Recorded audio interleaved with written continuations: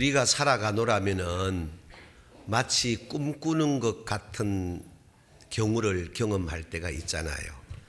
인간적으로는 아무리 생각을 해도 야, 이거 안 되겠는데 라는 전혀 불가능한 일인데도 그것이 현실로 이루어질 때 우리가 표현을 와, 이 꿈이가 생시가 이런 말 하는 것처럼 살아가노라면 꿈꾸는 것 같은 일을 겪을 때가 있어요. 시편 126편 1절 말씀 보면은 여호와께서 시온의 포로를 돌려보내실 때에 우리는 꿈꾸는 것 같았도다 이랬어요.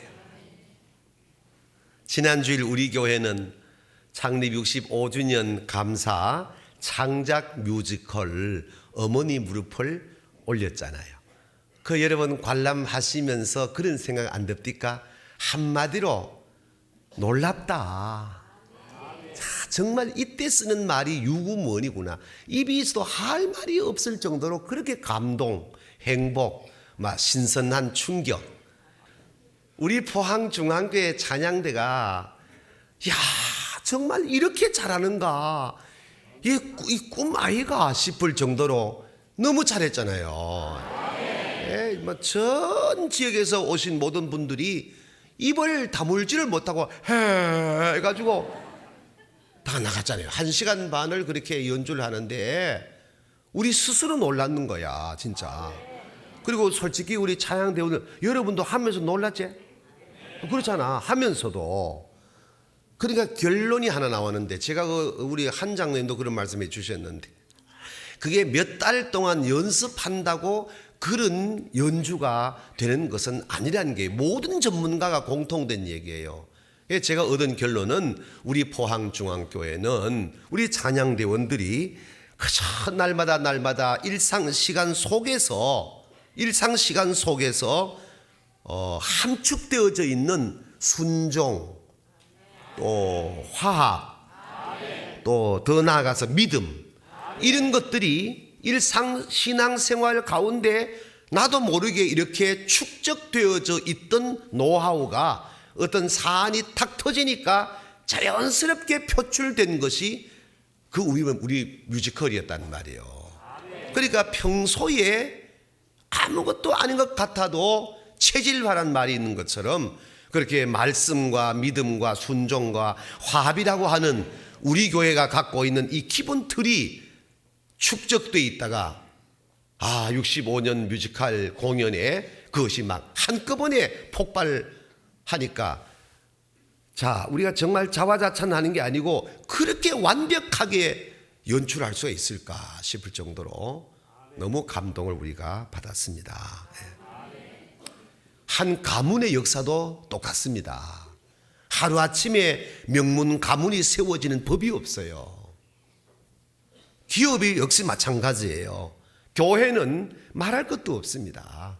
하루아침에 포항중앙교회가 이렇게 세계 중앙에 세워지는 법이 없어요.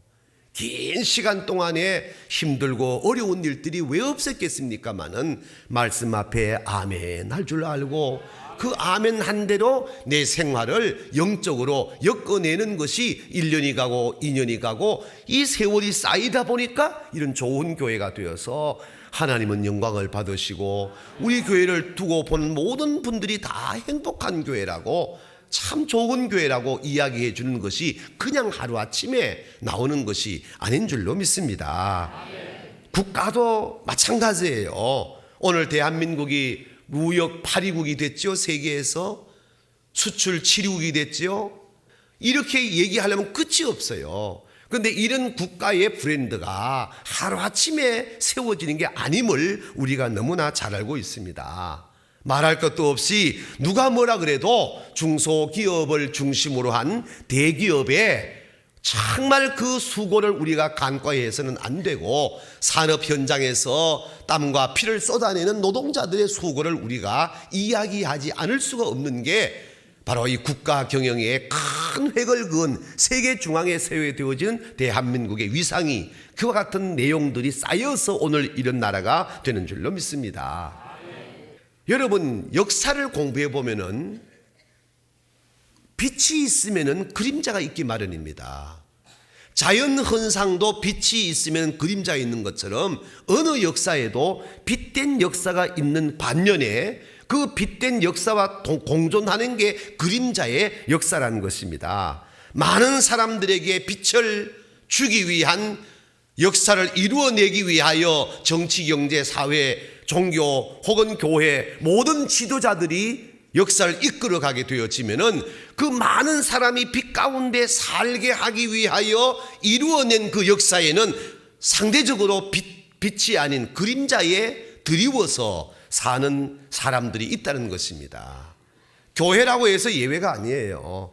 교회가 잘 부흥하고 질서가 잡히고 정말 하나님의 역사가 온 교회에 표출되어지는 아름다운 교회로 세워지는 그 과정에는 반드시 힘들고 어려운 그림자의 시간들도 깔려 있다는 것입니다. 그렇다고 해가지고 그림자에 가리워 사는 사람들을 간과하거나 무시하거나 잊어버리면 천벌받을 일입니다. 예컨대 박정희 대통령께서 대통령 되어서 가난만큼은 우리 후손들에게 물려줄 수 없다는 절체절명의 국부의 사명 갖고 경제개발 5개년을 수립해가지고 어떻게 해야 대한민국을 세계 경제 위에 세울 수 있을까 생각하다가 월남 파병을 합니다. 독일 간호사 파견합니다. 광구 파견합니다. 대한민국을 빛으로의 역사를 만들기 위하여 대통령은 고군분투하는 마음가짐으로 그런 역사를 만들어 가다 보니까 상대적으로 어떤 일이 생겼습니까? 그림자가 있게 되는 겁니다. 대한민국 오늘 세계 1등 국가로 세워져가는 오늘이 있기까지는 그 역사와 공존하여 그림자의 역사가 공존해 왔다는 것입니다. 다만 가난만큼은 우리 후손들에게 물려줄 수 없다는 절체절명의 사명감 갖고 어떻게 하더라도 대한민국을 일으켜 세워야 되겠다는 빛으로의 나아감 때문에 역사가 어두움에 잠길 때가 있었다는 것입니다. 이 역사의 어둠에 있는, 다시 말하여 그림자에 살고 있는 사람들을 같이 빛으로 이끌어내는 2단계 선후관계의 이 후단계를 이루어내지 못하고 궁정동 총서리와 함께 역사의 뒤안길로 넘어간 이후에 다음 정권이 어둠의 그림자 안에 살고 있는 백성들을 빛으로 끌어내는 통치가 되어야 되는데 그 다음 정권은 빛의 역사만 강조했지 그림자에 있는 역사를 간과하다 보게 되어지니까 소위 오공독지란 말 나오게 되어지고 광주의 5.18 핏소리가 우리 역사의 그림자가 되고 있다는 사실입니다. 1차 역사를 빛으로 만든다면은 2차 역사를 반드시 그림자 가운데 있는 사람까지를 빛으로 끌어낼 수 있는 역사가 아름다운 역사고 그 역사가 소위 대표적으로 미국 같은 경우를 들 수가 있는데 우리는 그런 아픔을 아직까지도 풀어내지 못하는 역사를 우리가 겪어가고 있는 것입니다. 요즘 대선 후보 가운데 많은 분들이 등장하지만은 여야 대표적으로 박근혜 후보와 문재인 후보의 유세 연설 이야기를 우리가 잘 들어보고 있습니다.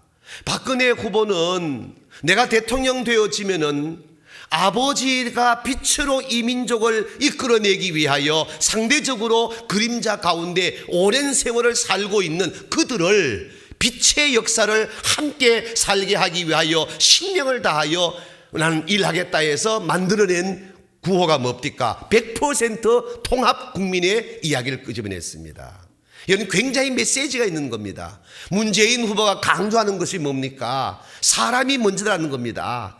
그 이야기는 빛된 역사의 흐름 속에 상대적으로 그림자 가운데 있는 많은 사람들로 하여금 빛으로의 삶을 살게 해주겠다는 구호입니다. 둘 다 나쁜 게 아닙니다. 중요한 거는 그렇게 외치고 목이 쉬도록 외쳐서 되고 난 이후에는 또 그림자 가운데 있는 사람들을 간과해버리고 그림자 안에서 아픔을 갖고 있는 사람들을 도외시해버릴 때에 우리 역사가 지금까지 갈등 구조로 여기까지 오고 있다는 것을 우리가 마음에 담아두지 않을 수가 없는 것입니다.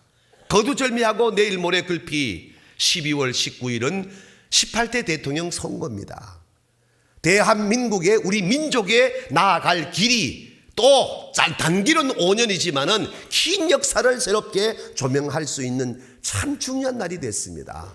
이럴 때에 우리 예수 믿는 그리스도인들은 여당도 아니고 야당도 아니고 예수당이지 않습니까? 아멘. 예. 아멘. 물론 정치적인 색깔로야 여기도 여당도 있고 야당도 있고 무소속도 있지만은 우리는 잘 들으셔야 돼, 이 말씀을. 예수 믿는 사람들은 이 땅의 대한민국 국민으로 어느 당에 소속은 돼 있을지라도 그것보다가 우선순위에 두어야 되는 것이 무슨 당? 예수당이라 이 말이요. 할렐루야. 내가 여당에 속해 있을지라도 야당에 속해 있을지라도 하나님 앞에서 신앙 양심에 어긋나는 일은 해서는 안 된다는 게 우선이 돼야 된다 이 말입니다. 예. 아멘. 다시 말씀을 드립니다. 예수 믿는 그리스도인들은 여당도 야당도 아닌 그리스도인의 양심을 가져야 됩니다. 아멘. 예. 오늘 본문 말씀은 이 문제에 대한 답을 주는 말씀인데 아주 중요한 메시지가 있어요. 그래서 오늘 말씀의 주제를 갖다가 우리 민족이 나아갈 길 걸어놓고, 우리 민족이 나아갈 길이 뭐냐? 여당을 따라가는 것도 아니고 야당을 따라가는 것도 아니고 무소속을 따라가는 것도 아니고 하나님이 말씀하는 것을 지키면은 나라는 부강하고 민족은 국태민안이 되고 우리 모두는 어제와 동일하게 오늘도 그리고 내일도 하나님 앞에 예배할 수 있는 이 아름다운 삶을 엮어가게 될 줄로 믿습니다. 아멘. 그 첫 번째 크게 같이 읽어보겠습니다. 시작. 우리는 먼저 역사를 바로 보는 눈을 가져야 합니다. 아멘. 오늘 본문 1절에서 5절까지의 말씀의 내용이 뭐냐면은 여호수아가 이스라엘 백성들을 향해서 훈계한 말씀인데, 요 말씀을 읽다 보니까 막 빼도 뺄 것도 없고 더할 것도 없고 지금 대한민국 국민들에게 하나님이 말씀하는 거하고 너무나 똑같은 거야. 그 내용이 뭐냐? 여호수아가 이스라엘 백성들에게 외치는 강조법이 몇 가지가 있는데, 누가 이스라엘을 그 애굽의 압제에서 건져 주었더냐, 이 질문을 던지는 겁니다. 누가 이스라엘을 대적하는 대적자들을 향하여 싸워 주었더냐? 누가 이스라엘을 공격하는 사람들을 물리쳐 주었더냐? 누가 이스라엘을 이렇게 좋은 나라 백성들로 살게 주었더냐? 답은 간단합니다. 하나님. 아멘. 아멘. 하나님이 이스라엘을 여기까지 인도했다는 얘기를 하는 겁니다. 이 말씀을 읽어보면은 빼지도 못하고 더하지도 않아도 될 요대로 대한민국 역사에 가다 대입을 딱 하니까, 누가 대한민국을 일제 압제에서 해방시켜 주었던가? 누가 공산주의의 몽둥이에서 대한민국을 보호해 주었던가? 누가 대한민국을 930여 회 외세의 침략 가운데 오늘 대한민국이 존립하도록 지켜 보호해 주었던가? 누가 열악한 그 피폐했던 나라에서 세계 1등 경제국으로 이렇게 세워 주었던가? 답은 간단합니다. 하나님. 아멘. 누가 여기에 이론을 제시할 수가 있겠습니까? 이 역사가 이루어져 오는 가운데 그림자가 있고 빛이 있었다는 얘기입니다. 좀 더 설명을 보충해 드리면은 1948년 이승만 대통령께서 대한민국을 건국을 했습니다. 그리고 1960년까지의 빛의 역사를 만들었는데, 그런데 이승만 자유당 정권의 대한민국 건국은 빛으로 본다면은 4.19는 그림자로 남아 있습니다. 1960년부터 1979년까지 박정희 공화당 정권은 나라가 어려웠을 때 천더 자손들한테 가난만큼은 물려줄 수 없다는 일체의 마음을 갖고 경제를 일으키는 씨앗을 뿌려 오늘 대한민국이 된 것은 분명히 빛입니다. 그러나 유신 헌법과 함께 많은 사람이 어둠의 그림자 안에 있는 것은 또 하나의 과가 되고 있는 것입니다. 1980년부터 1987년까지 전두환 민정당 정권은 경제, 사회 모든 분야의 안전망을 구축하는 것은 빛이었지만은, 그러나 50 독재란 말과 5.18 광주의 핏소리는 이 나라의 그림자가 됐다는 얘기입니다. 1988년부터 1992년까지의 노태우의 민자당 정권은 88 올림픽 빛입니다. 그리고 동토의 땅이라는 공산국가와의 관계를 연 것은 노태우 대통령이었습니다. 이거는 대한민국의 오늘이까지 엄청난 사건이었습니다. 이건 빛입니다. 그러나 4천억이 넘는 비자금 이야기라든가 그와 동시에 온 나라 경제, 정치, 사회 모든 분야를 약화시킨 것은 그때의 하나의 그림자입니다. 1993년부터 1997년까지의 신한국당의 김영삼 정권은 민주화의 역사를 연 그렇게 소망했던 소위 군사 독재 시대를 마감하고 민주화의 첫 문을 연 대통령이 바로 김영삼 대통령이었기 때문에 민주화의 빛이지만은 그러나 IMF는 역사의 그림자가 된 것입니다. 1998년부터 2002년까지의 김대중 새천년 민주당 정권은 보안법 폐지, 민주주의의 새로운 지평을 연 것은 이건 분명히 빛입니다. 그러나 소위 지금도 대선 기간 동안에 언론사마다 떠들게 되어지는 소위 퍼주기를 통한 북한 핵 문제를 자꾸 떠들게 되어지는 이것 또한 하나의 그림자인 것입니다. 2003년부터 2007년까지 노무현 열린당 우리 당의 역사는 서민들의 삶을 한 차원 업시키고 나 같은 사람도 열심히 하면 되겠구나 하는 희망을 준 아름다운 빛의 역사를 분명히 만들었습니다. 그러나 언론이 말하는 것이 뭡니까? 소위 코드 정치라는 것 때문에 오히려 여러 상황의 계층 간의 갈등 구조를 더 심화신 것도 또 하나의 그림자가 된 것입니다. 2008년부터 2012년 올해까지 신한국당의 한나라당의 이명박 정권은 역사 이래 국제관계를 이만큼 잘한 대통령이 누가 있습니까? 지금 대한민국은 대단한 나라가 됐습니다. 보통 축복받은 나라가 아닙니다. 이건 분명히 빛입니다. 말이 무역 세계 8위국, 수출 7위국, 더 나가서 우리가 잘 아는 세계 경제의 강국으로 이제는 누가 뭐라 그래도 인정하는 나라의 역사를 이룬 것은 5년 이명박 정권의 공이 아닐 수 없습니다. 이건 빛입니다. 그러나 서민들의 생활과 중산층의 저 아우성 소리를 통하여 내치가 되지 못하여 지금도 언론 보도를 통해 보면 실패한 정권 교체란 말이 매일처럼 언론에 나오는 건 또 하나의 그림자가 되는 것입니다. 제가 이 말씀을 드리는 이유가 뭔지 아십니까? 역사는 빛만 있는 게 아니에요. 빛이 있으면 그림자가 있는 거예요.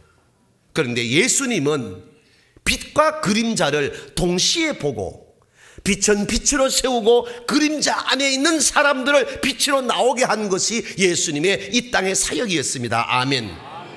바리새파 지도자들은 빛만 붙들고 살았으나 예수님은 이 땅에 오시자 말자 그림자 가운데 있는 사람들을 끄집어내는 사역을 한 것이었습니다. 그것 위하여 예수님이 이 땅에 오신 줄로 믿습니다. 정치가 지금 우리 한국은 가늠할 길이 없습니다. 경제 악순환 골이 끊지를 못하고 있습니다. 사회는 이미 시궁창 냄새를 낸 지가 오래입니다. 학원 그렇게 소망했던 교육개혁 온데간데 없고 이제는 교단이 막판 장터가 되어버리고 말았습니다. 그렇다면 시대의 마지막 보루라고 하는 교회는 어떠냐? 바깥을 이야기하기 전에 안을 들여다보자는 것입니다. 기독교의 본질은 세 가지가 있습니다. 하나는 지금처럼 오직 하나님의 영광을 위하여 예배하는 것이 있습니다. 아멘. 둘째는 개인의 구원을 위하여 성화되는 것입니다. 세 번째는 사회 구원을 위하여 교회는 사회를 향하여 봉사하고 섬기는 사역을 해야 됩니다. 첫 번째와 두 번째는 어느 교회에 물어나고 자라는데 세 번째가 잘 되어가고 있지를 않습니다. 그러다 보니까 한국교회가 어디로 가고 있습니까? 소위 기복신앙으로 빠지게 됩니다. 무서울 정도로 세속화됩니다. 현실주의입니다. 왜냐하면 이와 같은 이야기는 추론이 아니고 현실로 이미 나타나 있습니다. 1200만 한국 기독교인이 이젠 870만으로 내려왔다고 보도하고 있습니다. 교회를 떠납니다. 왜 떠납니까? 답이 간단합니다. 교파 난립, 신학교 난립, 개척교회 난립, 부실 해외 선교 난립, 교권주의, 신비주의, 배금주의, 이기주의. 오늘 목사와 장로를 지도자라고 한다면은 이 틀에서 벗어난 목사, 장로 누가 있는가라고 질문 던졌을 때에 진실로 아멘 할 자가 몇이나 되겠습니까? 왜 그러냐는 거예요. 그런 쪽으로 보게 되어지면은 역사를 보는 눈을 열지 못하기 때문에 그런 겁니다. 역사를 바로 보는 눈을 열어야 바르게 가게 될 줄로 믿습니다. 두 번째 따라하시 바랍니다. 우리는 하나님의 은혜를 깨달아야 합니다. 아멘. 오늘 본문 3절 말씀은 감격 없이 읽을 수가 없어요. 우리 함께 읽어보려고 해요. 시작.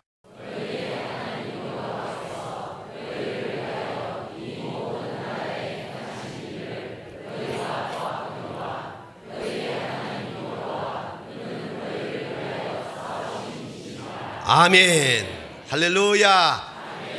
이스라엘을 향하신 하나님의 사랑을 원로 지도자 여호수아가 민족적 차원에서 간증한 내용입니다. 이게 뭐냐? 요 말씀은 그대로 한마디로 요약하면은 하나님의 은혜를 알아야 한다는 겁니다.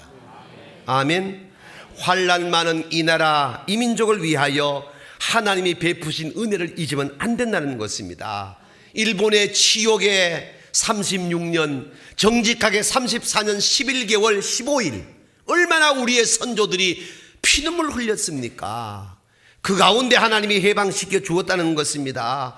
공산주의 몽둥이가 부산만 남겨놓고 다 허리를 쳤지만은 하나님의 은혜로 말미암아 메가더가 인천 상륙작전 해가지고 반쪽이지만은 대한민국이 살아남았습니다. 아멘. 이 메가더 동상을 파괴하고 인천 상륙작전을 폄훼시키는 사람들이 이 땅에 살고 있으니 이 사람이 대한민국 사람인가 싶을 때가 없잖아 있잖아요. 기독교적 관점에서 이해하는 겁니다. 지금 제가 나라가 얼마나 어렵고 힘들었고 필리핀만도 못한 나라가 이제는 세계 12대 경제 강국으로 세워진 거 하나님의 은혜입니다. 이걸 잊으면 안 된다는 거예요.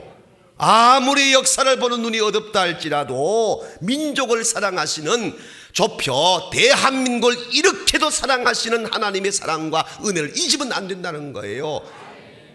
인재 등용 필요합니다.